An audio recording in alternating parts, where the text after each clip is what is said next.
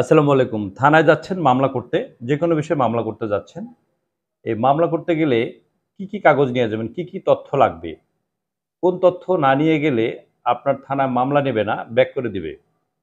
এ ধরনের অনেক ঘটনা ঘটে। আজকে এই বিষয় নিয়ে একটু কথা বলব। অনেকেই থানায় যান, এই তথ্যগুলো যদি না থাকে, থানা থেকে থানা কর্তৃপক্ষ আপনাকে ব্যাক করে দেয়। যে আপনি এই তথ্যগুলো না নিয়ে আসলে মামলা হবে না। তখন দেখা যাচ্ছে যে আপনি পুলিশের প্রতি একটা খারাপ ধারণা আসে। কেন যেন পুলিশ আমাকে বের করে দিল? কেন যেন মামলাটা হলো না? কিসের আশায় কেন এরকম কাজটা করল?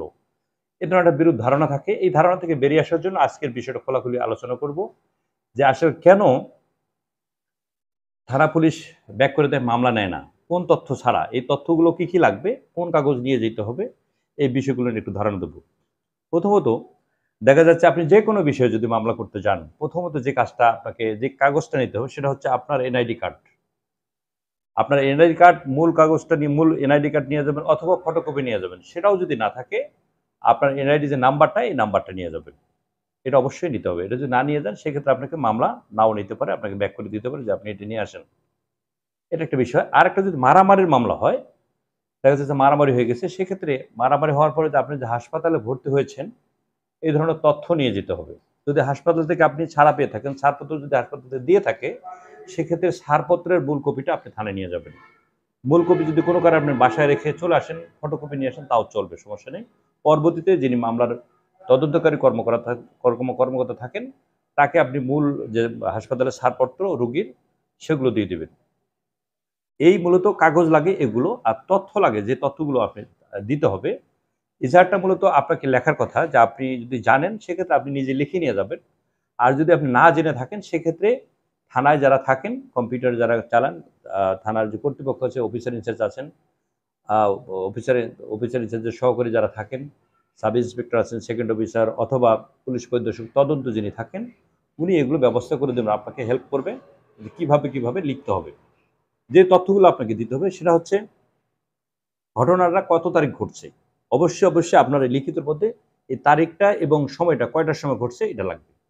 যদি দুটা এলাকায় হয়, এখানে একটা ঘটনা ঘটছে, আবার আরেক জায়গায় মারামারি ঘটছে, দুটা জায়গা উল্লেখ করতে হবে। এখানে যে সময়, ওই আরেকটা জায়গায় যখন যে ঘটনা ঘটছে সেই সময়টা উল্লেখ করতে হবে। অর্থাৎ তারিখ এবং সময় অবশ্যই উল্লেখ করতে হবে। এখন আরেকটা বিষয় হচ্ছে ঘটনাটা কোন জায়গায় ঘটেছে, ঘটনাস্থল কোনটা, এই ঘটনাস্থলটা স্পেসিফিক লিখে দিতে হবে। এটা কোন মৌজার মধ্যে পড়ছে, কোন ইউনিয়নে পড়ছে, কোন বিটে পড়ছে, এটা উল্লেখ করতে হবে। আরেকটা বিষয় হচ্ছে এই যে আপনি দিলেন হলো ঘটনার তারিখ, সময় এবং ঘটনাস্থল, কে ঘটিয়েছে, কে এই কাজগুলো করেছে, আপনার সাথে যে ঘটনা ঘটেছে, যে অপরাধী করুক, যে অপরাধ করুক, কে এই অপরাধটা সংগঠিত করেছে, তার নাম স্পষ্ট করে উল্লেখ করতে হবে।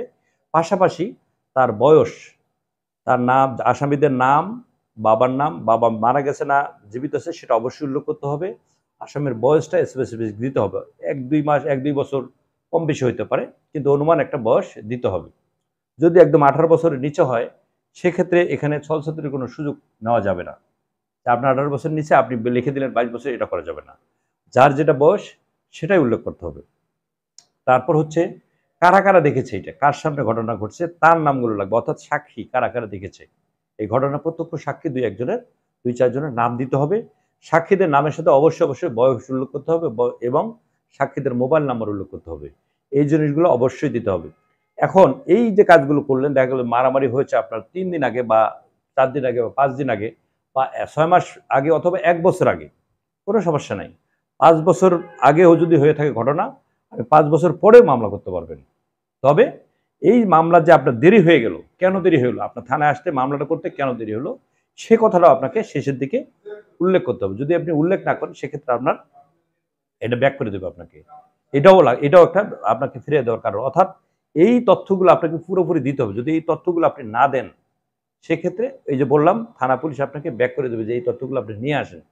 যখন আপনি এটা দিতে পারবেন না, যখন আপনি বলে যেগুলো নিয়ে আসেন, পরে আসেন, এই পরে আসা শব্দটা শোনার পরে আপনার হয়তো মনের মধ্যে একটা খটকা লেগে যাবে, পুলিশের বিরুদ্ধে একটা বিরূপ ধারণা আসবে, কেন পুলিশ আপনাকে ফিরিয়ে দিল, কি কারণ। কারণগুলো এগুলোই। যদি ফৌজদারি কোনো অপরাধ ঘটে থাকে, অবশ্যই থানায় গেলে মামলা হবে, কিন্তু আপনাকে তথ্যগুলো নিয়ে যেতে হবে। আর যদি ফৌজদারি অপরাধ না ঘটে থাকে, নর্মাল কোনো বিষয় ঘটে, আমলের অযোগ্য অপরাধ, ধাক্কা দিয়েছে, বকা দিয়েছে, ফেলে দিয়েছে, ঘুষি দিয়েছে, এরকম যদি নর্মাল কোনো ঘটনা ঘটে, সেক্ষেত্রে থানায় মামলা হবে না। আপনার থানায় মামলা হবে না, বিজ্ঞ আদালতে গিয়ে আপনি 107 ধারায় একটা মামলা করতে পারেন। আর একটা বিষয় থানায় আপনি করতে পারবেন, সেটা হলো আমলের অযোগ্য অপরাধের যে বিষয়টা হয় সেটা একটা জিডি আকারে করতে পারেন, জিডি লিখতে পারেন। এই জিডিটা অফিসার ইনচার্জ যাকে তদন্তের দায়িত্ব দিবেন উনি এটা বিজ্ঞ আদালতের কাছে অনুমতি চাবেন এই বিষয়টা তদন্ত করার জন্য। উনি তদন্তের অনুমতি পেলে সেক্ষেত্রে উনি একটা প্রসিকিউশন আকারে উঠকে একটা প্রতিবেদন দাখিল করবেন। দাখিল করার পরে দুই পক্ষকে বিজ্ঞ আদালত ডাকবে, ডাকার পরে ওখানে বিষয়টা ফয়সলা হবে, ওইটা আপনার এই বিচারটা ওখানেই হবে তখন। কিন্তু একটি লেন্দি প্রসেস।